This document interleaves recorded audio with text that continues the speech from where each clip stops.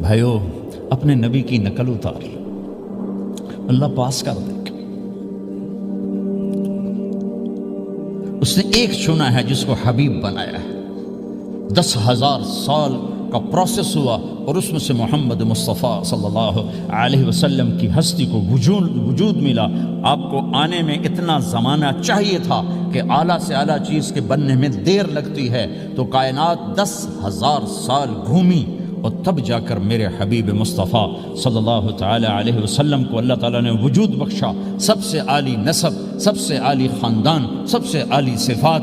اب اللہ کے خزانوں سے لینے کا راستہ پاؤنڈ نہیں، ڈالر نہیں ہے، تجارت نہیں ہے، اللہ سے لینے کا راستہ میرے نبی کا طریقہ ہے۔ تجارت میں ہو، زراعت میں ہو، جاب میں ہو، کھیتی باڑی میں ہو، میرے نبی کا طریقہ ایک مسجد کا ہے، نماز، 5 وقت کی نماز۔ یہ میرے نبی کی آنکھوں کی ٹھنڈک ہے، 5 وقت کی نماز اس امت کی شان پہچان ہے۔ اور اللہ تعالیٰ نے پہلی امتوں پر اتنی بڑی مشقت ڈالی کہ ان کی نماز مسجد کے علاوہ کہیں نہیں ہوتی تھی، مسجد میں ہی ہوتی تھی۔ ہمارے لیے کتنی آسانی کر دی، جاب میں ہے مصلی بچھا نماز پڑھ، چلو مصلی بھی کوئی نہیں، زمین دیکھ اس پر کوئی گندگی تو کوئی نہیں ہے، بس زمین بھی تیرے لیے پاک ہے، چل نماز پڑھ۔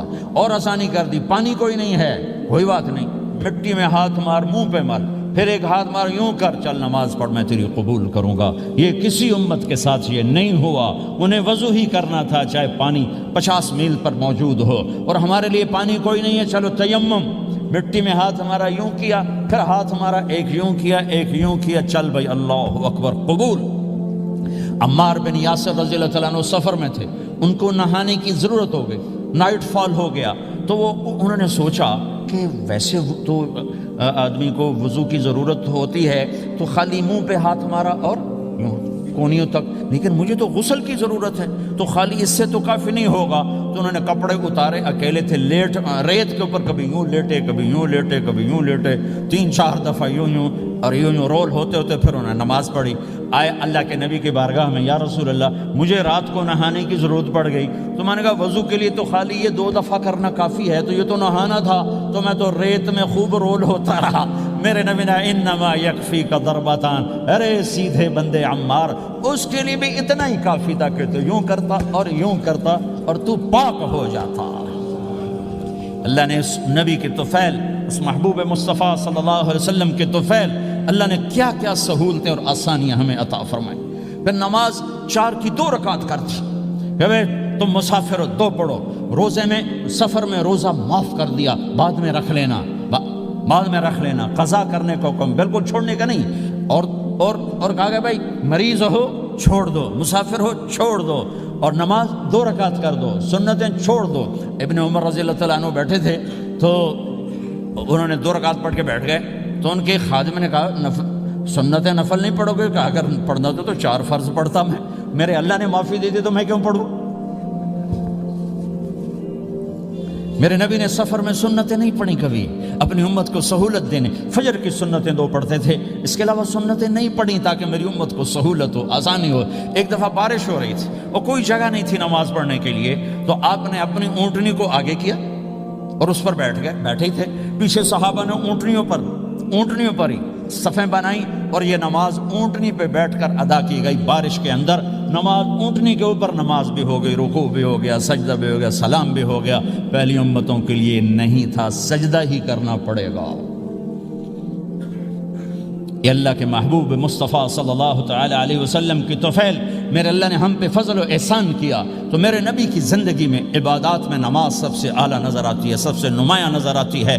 اور پھر بازار میں، گھر میں، دفتر میں، ماحول میں میرے نبی کے اخلاق، یہ زندگی کا دوسرا روشن پہلو ہے۔ میرے نبی کی ساری زندگی 2 لفظوں میں آتی ہے، عبادت اخلاق، عبادت اخلاق، یا 2 اور لفظ، حقوق اللہ، حقوق العباد، حقوق اللہ، حقوق العباد۔ حقوق اللہ میں نماز سب سے اعلیٰ، اور حقوق العباد میں لوگوں کی برداشت کرنا، لوگوں سے درگزر کرنا، معاف کرنا، جھوٹ سے بچنا، دھوکے سے بچنا۔ میرے نبی سے پوچھا گیا یا رسول اللہ مسلمان کنجوس ہو سکتا ہے؟ ہم نے کہا ہو سکتا ہے۔ یا رسول اللہ مسلمان کمزور ہو سکتا ہے، بزدل ہو سکتا ہے، ڈرپوک ہو سکتا ہے؟ آپ نے کہا ہو سکتا ہے۔ یا رسول اللہ مسلمان جھوٹ بول سکتا ہے؟ آپ نے کہا نہیں، جھوٹ نہیں بول سکتا، جھوٹ نہیں بول سکتا۔ ہاں، الا لعنت اللہ علی الکاذبین، جھوٹوں پہ اللہ کی لعنت۔ اس لعنت کے ساتھ 400 پاؤنڈ بچا لیے، 4000 بچا لیے، 4 ملین بچا لیے، 4 بلین بچا لیے، 4 ٹریلین بچا لیے، ساری دنیا کو بچا لیا، اور اوپر اللہ کی لعنت پڑی تو اللہ کی قسم گھاٹے کا سودا ہے۔ اور سچے ہو گئے، سچ بولا، یہ میں 100 پاؤنڈ کماتا ہوں، لے لو جو لینا ہے اس میں سے، یہ میں 1000 پاؤنڈ کماتا ہوں، لے لو جو لینا ہے، یہ میں 50,000 پاؤنڈ کماتا ہوں، لے لو جو لینا ہے، کہ مسلمان کی زبان سے جھوٹ نہیں نکلتا، سچ ہی بولتا ہے۔ آپ تشریف لے جا رہے ہیں، ایک آواز ہے یا رسول اللہ، آپ نے یوں دیکھا، کوئی نظر نہیں آیا، پھر آواز ہے یا رسول اللہ، تو آپ نے دیکھا کہ ہرنی ڈیر چھوٹی وہ کھڑی ہوئی رسی میں بندھی، تو آپ نے کہا کیا ہوا؟ کہا جی آپ کا صحابی مجھے پکڑ کے لایا ہے، میرے چھوٹے چھوٹے بچے بھوک سے رو رہے ہوں گے، آپ مجھے چھوڑ دیں، میں بچوں کو دودھ پلا کے واپس آ جاتا، مجھے پتا ہے میرے اللہ کی تقدیر میرے بارے میں کیا ہے۔ تو آپ نے کہا اگر تو واپس نہ آئی تو پھر؟ تو اس نے کہا مجھے اللہ جہنم میں ڈال دے۔ آپ نے اس کی رسی کھول دی، خود وہیں بیٹھ گئے، اس نے دوڑ لگائی اور پہاڑوں میں گم ہو گئی۔ تھوڑی دیر کے بعد وہ دوڑتی ہوئی آئی اور آ کے سر یا رسول اللہ میں حاضر ہو گیا، تو آپ نے اس کو باندھ کے وہیں آپ بیٹھ گئے نہیں۔ دیر کے بعد وہ صحابی آئے جنہوں نے اس کو شکار کیا تھا، پکڑا تھا، تو کہنے لگے، ان کا یا رسول اللہ آپ یہاں کیسے؟ کہ میں ایک درخواست لے کر آیا ہوں۔ کہ کیا؟ کہ یہ ہرنی مجھے ہدیہ کر دو۔ کہ یا رسول اللہ سب کچھ آپ کا ہے، کہنے بس یہ ہدیہ کر دو۔ یا رسول اللہ حاضر۔ تو آپ نے اس کو لے کر رسی اس کی گردن سے نکالی کہ جا بچی اپنے بچوں کے پاس جا کے خوشی منا، سچ نجات دیتا ہے اور جھوٹ ہلاک کرتا ہے۔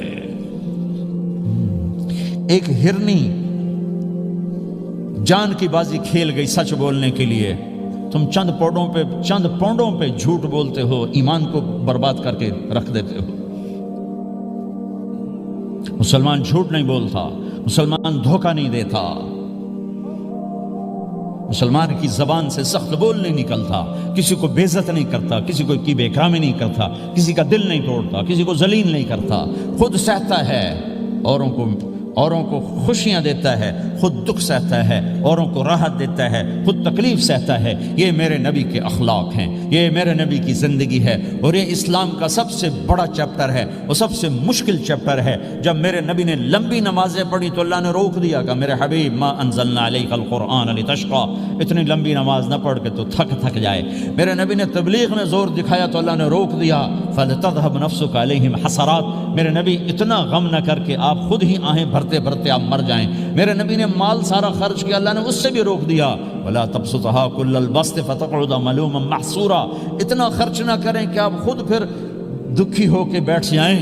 خرچ کرنا بہت بڑا عمل، تبلیغ سب سے سارے عملوں کا سردار عمل، تبلیغ سے بڑا کوئی کام ہوتا تو اللہ نبیوں کو دیتا، اگر تبلیغ سے بڑھ کر کوئی کام ہوتا تو اللہ نبیوں کو دیتا، گشت سے بڑھ کر کوئی محنت ہوتی تو اللہ نبیوں کو دیتا۔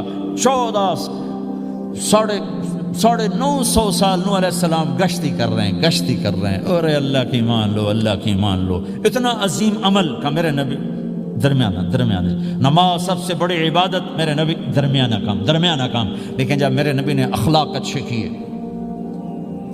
دشمن کو معاف کرنا، تو ایک آدمی آپ سوئے ہوئے تھے، آپ کی تلوار لٹکی تھی، ایک آدمی آیا، اس نے آپ کی تلوار اتاری اور یوں ہماری پسلی میں، آپ اٹھ کے بیٹھ گئے، اب وہ قتل کے ارادے کے لیے آ چکا ہے اور تلوار یہاں ہے، کہتا من یمنعک منی، اب بول تمہیں کون بچائے گا؟ تو آپ نے مسکراتے ہوئے کہا اللہ، تو اس کے ہاتھ سے تلوار گر پڑی، تو آپ نے اٹھا لی، آپ نے یوں سیدھی کی، اب تو بچا، تجھے کون بچائے گا؟ وہ کہنے لگا مجھے تو ہی بچائے گا، وہ تو اللہ کو جانتا نہیں تھا، کہا بابا مجھے تو ہی بچائے گا۔ تو آپ کہتے ہیں اس کا سر اڑا دو، یہ نبی کو قتل کرنے آیا ہے۔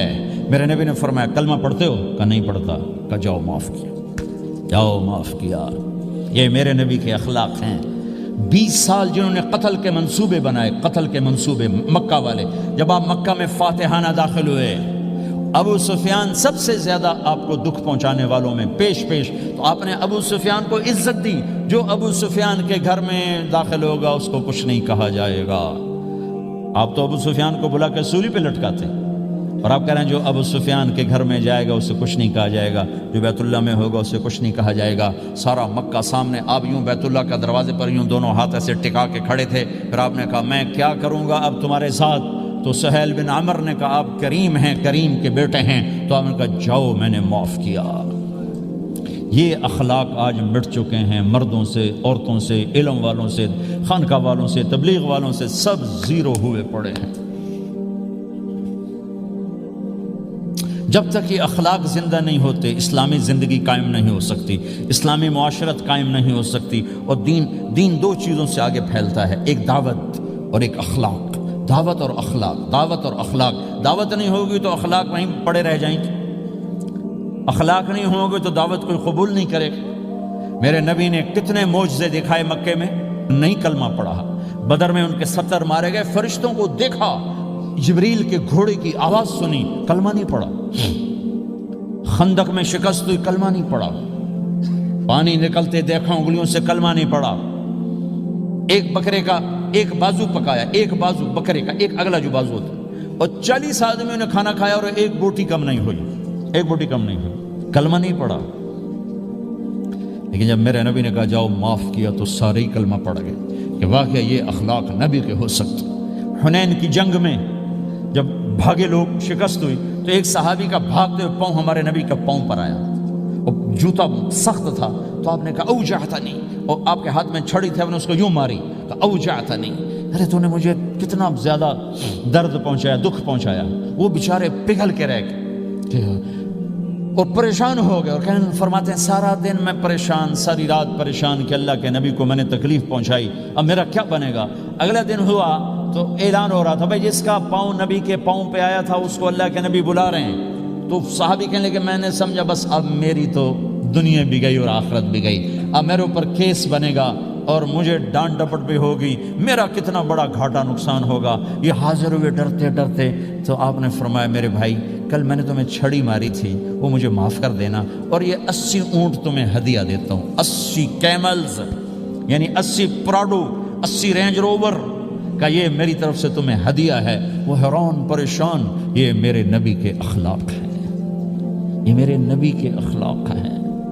کانٹے بچھانے والی نے 4 دن آنا چھوڑ دیا، بیمار ہو گئی تھی، تو آپ نے کیا بات ہے، وہ ہمارے راستے میں اب کانٹے کوئی نہیں ہیں، کہا یہ وہ بیمار پڑی ہے جو کانٹے بچھاتی تھی۔ تو آپ اس کے گھر چلے گئے، ماں جی خیریت تو ہے، آپ ٹھیک تو ہیں؟ کہا بیٹا مجھے کلمہ پڑھا دے، بس تیرے اخلاق نے مجھے فتح کر لیا ہے۔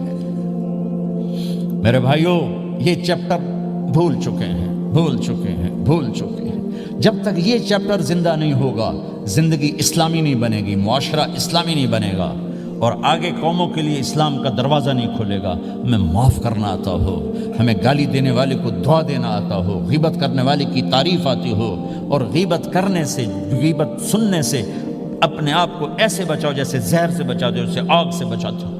ایک دوسرے کو نفرت کا بول نہ بولو ورنہ ساری زندگی تباہ و برباد ہو جائے گی۔ میرے رب کی قسم، میرے نبی نے کہا ایک زبان کا بول انسان بولتا ہے اور جہنم کی گہرائیوں میں گر جاتا ہے، اور ایک زبان کا بول انسان بولتا ہے اور جنت کے درجات پر چڑھ جاتا ہے۔ یہ زبان بہت طاقتور چیز ہے، میں ہر بیان میں اس کو دہرا رہا ہوں کہ جتنا یہ عمل ختم ہو چکا ہے اتنا کوئی عمل بھی نہیں ختم ہوا ہے۔ اور ایک صحابی ہیں ابو دجانہ۔ کون ابو دجانہ؟ السابقون الاولون من المہاجرین والانصار، اس میں پہلی صف کے صحابہ۔ کون ابو دجانہ؟ جب آپ حج پر گئے تو اپنی جگہ مدینے کا امیر ابو دجانہ کو بنایا۔ ابو دجانہ حج میں شریک نہیں ہوئے کہ آپ نے اپنی جگہ ان کو اپنا نائب بنا کے وہاں کھڑا فرمایا ابو دجانہ میری جگہ پر مدینے کا امیر ہے، یہ وہ ابو دجانہ ہیں۔ کون ابو دجانہ؟ جو جنگ بدر سے لے کر آخری حج تک ہر سفر میں شریک ہیں، ہر سفر میں شریک ہیں۔ ان کی ایک بات میں بتانا چاہتا ہوں، پہلے تھوڑی سی ان کی ہسٹری بتانا چاہتا ہوں۔ کون ابو دجانہ؟ احد کی جنگ میں آپ نے تلوار اٹھائی، کہا اس تلوار کو کون لے گا؟ کئی صحابہ کھڑے ہو گئے۔ آپ نے کہا اس تلوار کا حق کون ادا کرے گا؟ سارے بیٹھ گئے، 3 آدمی کھڑے رہے، ایک زبیر بن عوام، ایک عمر بن خطاب، ایک ابو دجانہ۔ ان کا نام ہے سماق بن خرشنہ، سماق بن خرشنہ ان کا نام ابو دجانہ سے مشہور ہے۔ تو آپ نے تلوار نہ عمر کو دی، نہ زبیر کو دی، ابو دجانہ کو دے دی۔ تو عمر رضی اللہ عنہ نے تو محسوس نہیں کیا، حضرت زبیر نے محسوس کیا کہ اس کو کیوں دی، مجھے کیوں نہیں دی، میں مہاجرین میں سے ہوں، میں پھوپھی کا بیٹا ہوں، میں اس سے دلیری میں کم نہیں ہوں۔ بلکہ حضرت زبیر کی دلیری کی تو دھک تھی، جدھر سلوار چلتی تھی کاٹتی چلی جاتی تھی، کہنے لگا میں دیکھوں گا یہ کیا کرتا ہے۔ تو ابو دجانہ کے پیچھے پیچھے زبیر ہو لیے۔ تو ابو دجانہ نے جو حملہ کیا تو 3000 کا لشکر تھا، اس کو چیر کے پار نکل کے، پورے لشکر کو کاٹ کے پار نکل کے، اور آگے عورتیں کھڑی تھیں جو مکے کے لشکر کو تیار کر رہی تھیں۔ نحن بنات طارقی نمشی علی النمارقی مشی القتل بوارقی المسک فی المخالقی المسک فی المفارقی والدر فی المخالقی ان تقبلوا نعانقی وتدبروا نفارقی فراق غیر وامقی، یہ گانا گا رہی تھیں اور ان کو تیار کر رہی تھیں۔ تو جب ابو دجانہ کی تلوار نظر آئی تو سب بھاگی، ہندا پکڑی گئی تو آپ نے یوں اپنی تلوار ہندا کے سر پر رکھی، انہوں نے چیخ ماری، تلوار ہٹا لی۔ تو زبیر پیچھے پیچھے کہ یہ کیا کیا ہے؟ جنگ میں اگر کوئی عورت حصہ لے اسے مارنا جائز ہے، ویسے جائز نہیں ہے، عورت کو، بچے کو، بوڑھے کو ہاتھ لگانا جائز نہیں ہے۔ تو انہوں نے کہا تلوار کیوں نہیں چلائی؟ کہا میرے محبوب کی تلوار ہے، عورت کے خون سے رنگین کر کے اس کی شان نہیں گھٹانا چاہتا، یہ میرے نبی کی تلوار۔ پھر واپس ہوئے، پھر اٹیک کیا اور پھر مجمع کو چیر دیا۔ سامنے ایک آدمی آ رہا تھا ہاتھی کی طرح، اتنا لمبا موٹا تازہ۔ تو زبیر کہنے لگے میرے جی میں آیا کبھی اس کی ٹکر ہونا، پھر میں دیکھوں ابو دجانہ کیا چیز ہے۔ تو اللہ کا کرنا ایسا ہوا، ابو دجانہ دونوں آمنے سامنے ہو گئے۔ تو وہ ایسے شاہ سوار تھے کہ دونوں طرف کے لشکر ذرا تھم گئے اور وہ دونوں بھڑ گئے۔ ابو دجانہ کے اپنے جوہر، اس پہلوان کے اپنے جوہر، غبار اٹھا، مٹی اٹھی، اور اس کی اپنی طاقت، ان کی اپنی طاقت، انہوں نے ابو دجانہ کو اس نے زخمی کر دیا۔ ابو دجانہ نے جو جوش میں آ کے ماری تلوار، اس کو لگی یہاں، تو اتنی طاقت سے لگی کہ اس کے نیچے اتر کر 2 ٹکڑوں میں تقسیم کر دی۔ یوں ماری تو ایک حصہ ادھر، ایک حصہ، پھر یوں دیکھا اور اپنے چہرے سے لوہی کی ٹوپی اتاری، اما ترا انا ابو دجانہ، کیا دیکھ رہے ہو؟ میں ہوں ابو دجانہ، تلوار صحیح لی ہے میں نے، غلط نہیں لی۔ یہ ابو دجانہ ہیں۔ اور جب شکست ہو گئی احد کی جنگ میں، اور پھر 10-12 آدمیوں نے آپ کو گھیرے میں لیا ہوا تھا، ان میں ایک ابو بکر تھے، عمر تھے، علی تھے، طلحہ تھے، زبیر تھے، سعد بن ابی وقاص تھے، اور سہل بن حنیف تھے، عبادہ قتادہ بن نعمان تھے، اور ابو دجانہ تھے رضی اللہ تعالی عنہم۔ ان میں سے ایک ابو دجانہ بھی تھے، اور یمامہ کی جنگ میں ابو دجانہ شہید ہوئے، یمامہ کی جنگ میں شہید ہوئے۔ یہ ابو دجانہ کی تھوڑی سی سیرت آپ کے سامنے آئی ہے۔ اس کے بعد اب آپ ان کے قول کو سنو تاکہ اس کا وزن آپ کے سامنے آئے۔ یہ بدر کے شریک ہیں، اللہ کے نبی نے کہا بدر کا صحابی جو مرضی کرے بخشا گیا۔ یہ صلح حدیبیہ کے شریک ہیں، اللہ نے قرآن میں کہا لقد رضی اللہ، میں ان سے راضی ہو گیا۔ یہ صحابی ہیں، اللہ نے کہا کلا وعد اللہ الحسنى، اے میرا نبی تیرے ہر صحابی کے لیے جنت کا وعدہ ہے۔ اور اب یہ کیا کہتے ہیں؟ یہ کیا کہتے ہیں لوگو؟ ان ارجع عملی عند، لوگو میرے پاس، ابو دجانہ میرے پاس بخشش کا سب سے بڑا عمل جانتے ہو کیا ہے؟ بدر نہیں، احد نہیں، حدیبیہ نہیں، خندق نہیں، خیبر نہیں، فتح مکہ نہیں، آخری حج نہیں، کیا ہے؟ کیا ہے لوگو؟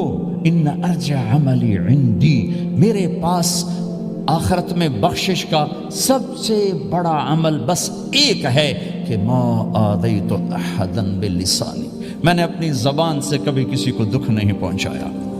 ولا اجد فی قلبی غلا لاحد، اور میرے دل میں کسی کے لیے بغض کوئی نہیں ہے، بس یہ میری بخشش کا عمل ہے۔ تو بھائیو، نبی کے اخلاق میں 2 چیزیں لے لو، ایک زبان سے کسی کو دکھ نہ دو، ایک دل میں کسی کا بغض نہ رکھو۔ اللہ کی قسم بغیر حساب کتاب کے جنت میں جاؤ گے۔ بڑے بڑے جنید بغدادی اور بڑے بڑے معرفت والے تمہیں دیکھتے رہ جائیں گے، تمہاری رفتار اتنی تیز ہوگی کہ تمہیں وہی پکڑ سکے گا جس کا یہ 2 عمل تم سے زیادہ اچھا ہوگا۔ جس روڈ پہ رش ہوتا آپ وہاں سے گاڑی ہٹا لیتے ہو، ادھر نہیں، ادھر رش ہے، وہ سائن وغیرہ آپ کو آ جاتے ہیں کہ ادھر بلاک ہے، ادھر نہیں جانا، ادھر جانا ہے۔ تو جہاں روڈ پہ رش ہوتا ہے تو قیمتی سے قیمتی گاڑی کی رفتار بھی آہستہ ہو جاتی ہے، اور جہاں روڈ خالی ہوتا ہے تو پرانی گاڑی بھی بھاگے جا رہی ہوتی ہے۔ ہمارے یہاں پرانی گاڑی ہوتی ہے نا، پرانی بسوں کے پیچھے لکھا ہوتا ہے نہ انجن کی خوبی نہ ڈرائیور کا کمال، خدا کے سہارے چلی جا رہی ہے۔ اور جس کے پاس ایسی گاڑی ہو، نہ انجن کی خوبی نہ ڈرائیور کا کمال، تو اگر اس کو روڈ خالی مل جائے تو وہ تو مرسڈیز والے سے پہلے پہنچے گا، رینج روور والے سے پہلے پہنچے گا، بینٹلی والے سے پہلے پہنچے گا، رولز رائس والے سے پہلے پہنچے گا، جو وہ تو پھنسی کھڑی، اس کا روڈ ہی خالی ہے۔ تو میرے بھائیوں، یہ میں ایک مثال دیتا ہوں، عبادات کی روڈ پہ بہت رش ہے، نمازی بے شمار ہیں، روزے دار بے شمار ہیں، عمرے والے بے شمار ہیں، حج والے بے شمار ہیں، اور تہجد گزار بے شمار ہیں، علماء بے شمار ہیں، حافظ بے شمار ہیں، ذکر والے بے شمار ہیں، بہت رش ہے، تبلیغ والے بے شمار ہیں، لیکن جو اخلاق والا روڈ ہے نا، یہ خالی پڑا ہے۔ اس پہ موٹر زوکی پہ چڑھ کے آ جاؤ تو سب سے آگے نکل جاؤ، سائیکل پہ چڑھ کے آ جاؤ تو سب سے آگے نکل جاؤ، کہ روڈ ہی خالی ہے، اخلاق کا روڈ خالی ہے۔